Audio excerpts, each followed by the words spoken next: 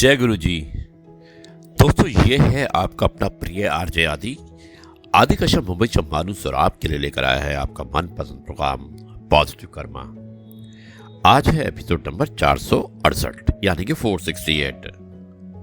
नाराजगी की उम्र अगर हम कम रखें तो रिश्ते बहुत दूर तक साथ चलते हैं, पर अफसोस इस बात का कि मतलब की बात सब समझ लेते हैं, परंतु बात का मतलब बहुत कम लोग समझते हैं। दोस्तों, जीवन जितना सादा होगा तनाव आधा होगा। योग करें या ना करें, लेकिन जरूरत पड़ने पर एक दूसरे का सहयोग अवश्य करें। दुख और तकलीफ रब का बनाया हुआ वो इल्म है जिसमें आपकी काबिलियत और भरोसे को परखा जाता है। इंसान की पहचान की शुरुआत भले ही उसकी शक्ल और नाम से होती है, लेकिन उसकी पूरी पहचान तो बोल, सोच और कामों से ही होती है।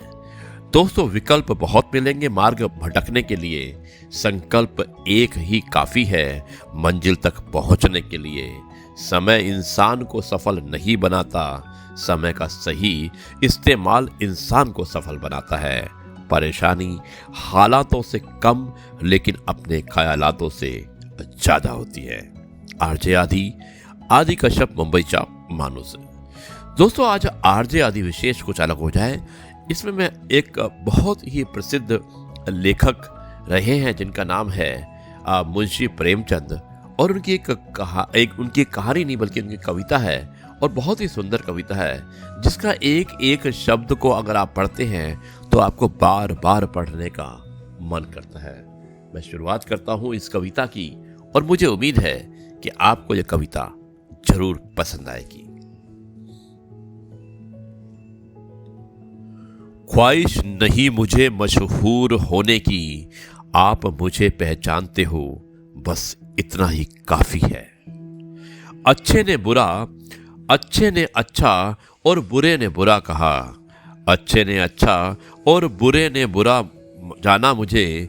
जिसकी जितनी जरूरत थी उसने उतना ही पहचाना मुझे। जिंदगी का फलसफा भी कितना अजीब है, जिंदगी का फलसफा भी कितना अजीब है। शामें कटती नहीं और साल गुजर चले जाते हैं, साल गुजरते चले जा रहे हैं। एक अजीब सी दौड़ है ये जिंदगी, एक अजीब सी दौड़ है ये जिंदगी। जीत जाओ तो कई अपने पीछे छूट जाते हैं, और हार जाओ तो अपने ही पीछे छोड़ देते हैं, पीछे छोड़ जाते हैं। बैठ जाता हूं मिट्टी पे अक्सर। दोस्तों, गौर कीजिएगा कितनी अच्छी पंक्तियां लिखी हैं मुंशी प्रेमचंद जी ने। बैठ जाता हूं मिट्टी पे अक्सर, मुझे अपनी औकात अच्छी लगती है। मैंने समंदर से सीखा है जीने का सलीका, मैंने समंदर से सीखा है जीने का सलीका। चुपचाप से बहना और अपनी मौज में रहना। ऐसा नहीं है कि मुझ में कोई ऐब नहीं है, ऐसा नहीं है कि मुझ में कोई ऐब नहीं है, पर सच कहता हूं मुझ में कोई फरेब नहीं है, मुझ में कोई फरेब नहीं है। जल जाते हैं मेरे अंदाज से मेरे दुश्मन। दोस्तों, देखिए कितना अच्छा लिखा है कि जल जाते हैं मेरे अंदाज से मेरे दुश्मन। एक मुद्दत से मैंने ना तो मोहब्बत बदली और ना ही दोस्त बदले हैं। एक घड़ी खरीद कर हाथ में क्या बांध ली, एक घड़ी खरीद कर हाथ में क्या बांध ली। वक्त पीछे ही पड़ गया मेरे, सोचा था घर बनाकर बैठूंगा सुकून से, सोचा था घर बनाकर बैठूंगा सुकून से, पर घर की जरूरतों ने मुसाफिर बना डाला मुझे, मुसाफिर बना डाला मुझे। सुकून की बात मत कर ए गालिब, सुकून की बात मत कर ए गालिब। बचपन वाला इतवार अब नहीं आता। जीवन की भागदौड़ में क्यों वक्त के साथ रंगत खो जाती है, जीवन की भागदौड़ में क्यों वक्त के साथ रंगत खो जाती है। हंसती खेलती जिंदगी भी आम हो जाती है, आम हो जाती है। दोस्तों आगे लिखा है कि एक सवेरा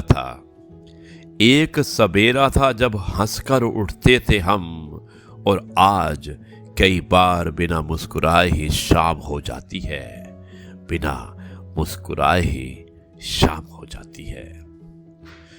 कितने दूर निकल गए रिश्तों को निभाते निभाते, कितने दूर निकल गए रिश्तों को निभाते निभाते, खुद को खो दिया हमने अपनों को पाते पाते, अपनों को पाते पाते।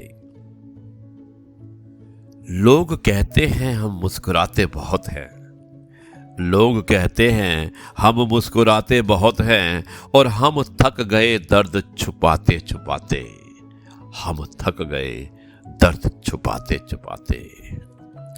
खुश हूं और सबको खुश रखता हूं, खुश हूं और सबको खुश रखता हूं, लापरवाह हूं खुद के लिए मगर सबकी परवाह करता हूं, मालूम है कोई मोल नहीं है मेरा।